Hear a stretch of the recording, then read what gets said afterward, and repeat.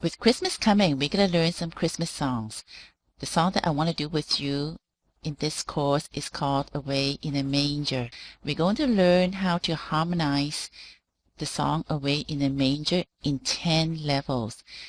This course is level 1.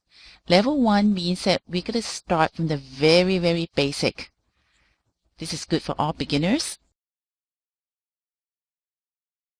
And we're going to learn the lyrics of the song and how the song is written in musical sentences, and we're going to see what is the structure of the song.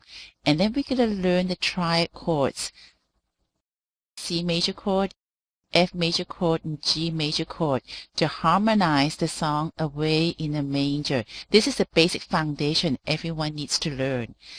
Only in level 2 we will get into the minor chords. So level 1, chord 1, chord 4, and chord 5. And we're going to concentrate on some right hand piano techniques so that you can learn how to play some bluesy sound, learn how to listen to chord progression, the plagal cadence, the final cadence, how to play the melody in thirds, how to roll the thirds, how to play melody in 6 and roll the 6, and use your right hand to make fun and creative sound. Okay, let's dive in and see what's in the course.